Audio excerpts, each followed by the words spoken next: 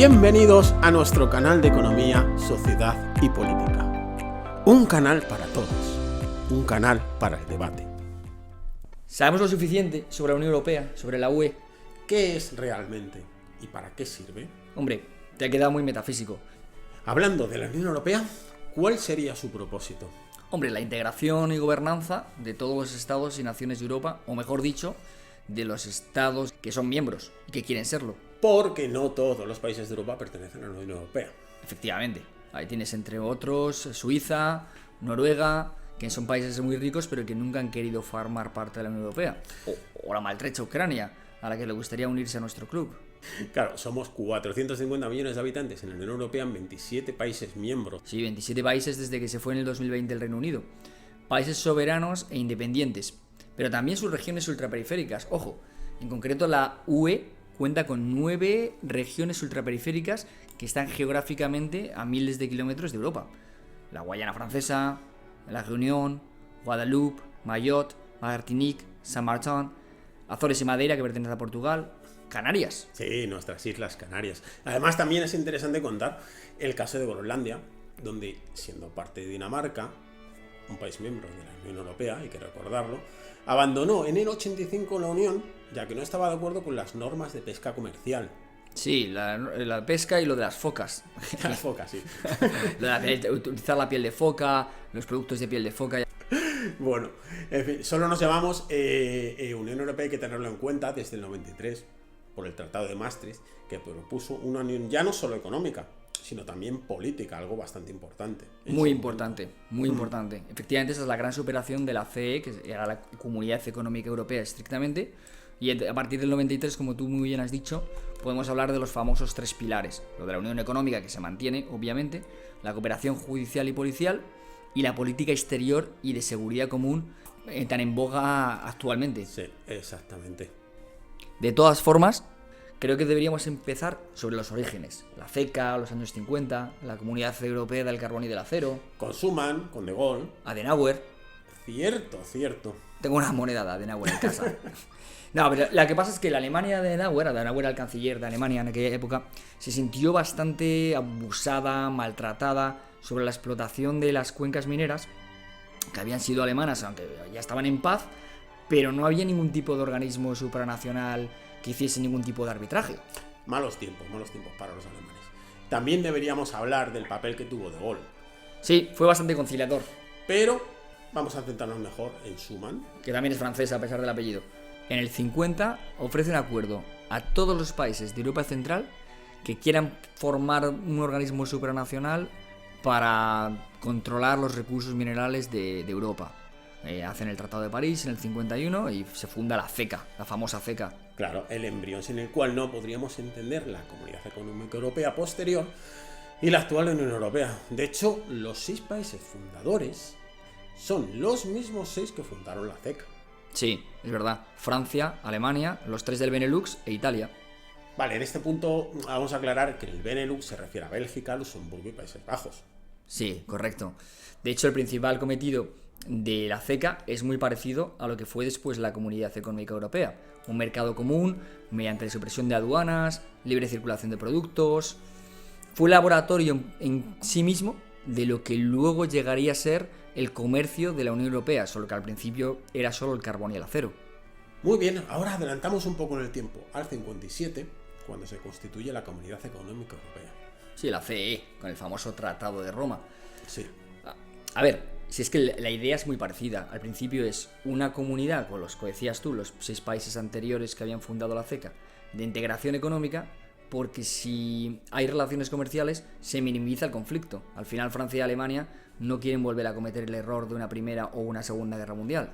Sí, porque cuando hablamos de Alemania estamos hablando realmente de la República Federal Alemana, porque desde el 49 estaba Alemania dividida en 2. Sí, la RDA, República Democrática Alemana, y la RFA, República Federal Alemana, que era la occidental.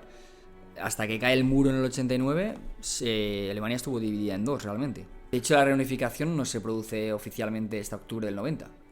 A ver, volviendo al tema de la cronología, hay que recordar que sí, que el Tratado de Roma fue en el 57 por los 6 firmantes, que son los principales países que inician Pero luego en el 65 se produce el Tratado de Fusión, que no tiene nada que ver con ninguna compañía de telefonía. Donde se fusiona la CECA, el Euratom y la Comunidad Económica Europea, que es en ese momento que pasa a llamarse Comunidad Europea. El Euratom tampoco tiene nada que ver nada con superhéroes.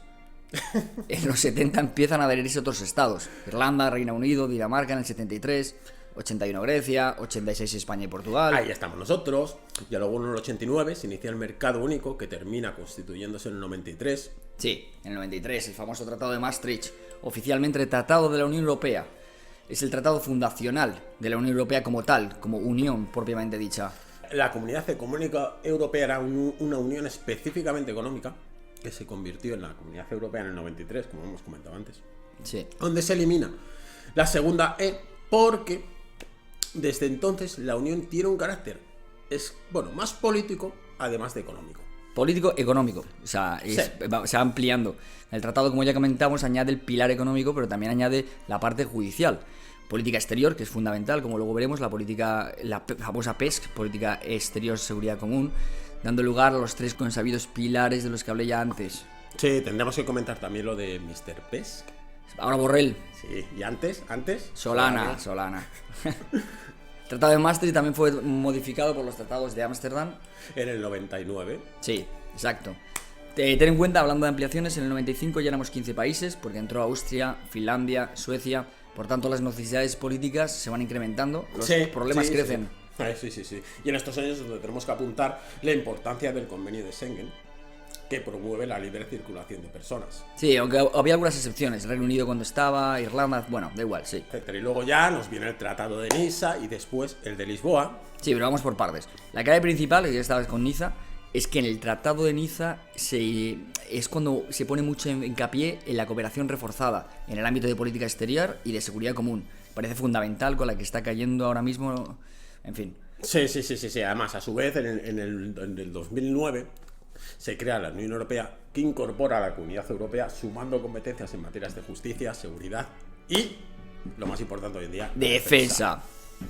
Pues sí, en los 2000, lo que hablabas también, entraron otros países nuevos, 2004, República Checa, Chipre, Eslovaquia, Eslovenia, Estonia, Hungría, Letonia, Lituania, Malta, Polonia. Parece esto, ¿eh? Sí. 2007, Bulgaria y Rumanía, por cierto. Volviendo a Lisboa, yo creo que es el tratado con el cambio más importante en materia jurídica y política, sin duda. Sí, esto es una parte como muy específica, digamos, ¿no? Los principios democráticos institucionales se extienden, los elementos para la cooperación reforzada se combinan, los artículos sobre la acción exterior y la política exterior y de seguridad común se amplían. Sí, ahí tenemos que hablar también del famoso artículo 42.7 de la cláusula de defensa mutua. La cláusula de defensa mutua me parece fundamental, me vas a permitir que me expanda un poquito en esto. Todo lo que quieras. Si un país es víctima de una agresión en su territorio, los demás tienen la obligación de ayudarle. Eso es básicamente la cláusula de defensa mutua, en vigor desde el 2009, como hemos dicho. Y es para mí fundamental. Acuérdate que no todos los países de la Unión Europea han sido tradicionalmente miembros de la OTAN. Antes de la guerra de Ucrania, antes de la invasión de Ucrania, solo había 21 países de los 27 que formaban parte de la OTAN. Y sin embargo, a pesar de la cláusula de defensa mutua, muchos países han pedido, los países que no eran miembros de la OTAN, como el caso de Finlandia o Suecia, adherirse ahora a la OTAN, porque digamos que no tienen la confianza suficiente en que la defensa, a pesar de la famosa cláusula de defensa mutua, que los demás países podamos defenderles en caso de ocupación por parte de Rusia. Digamos que se fían más militarmente de la OTAN. Eso daría para otro debate y para otro vídeo. Pero bueno, sí, podríamos añadir también que en el 2013 entró Croacia y que en el 2020, como hemos dicho, yo creo que ya el Reino Unido abandonó la Unión Europea y por eso somos 27. Exacto.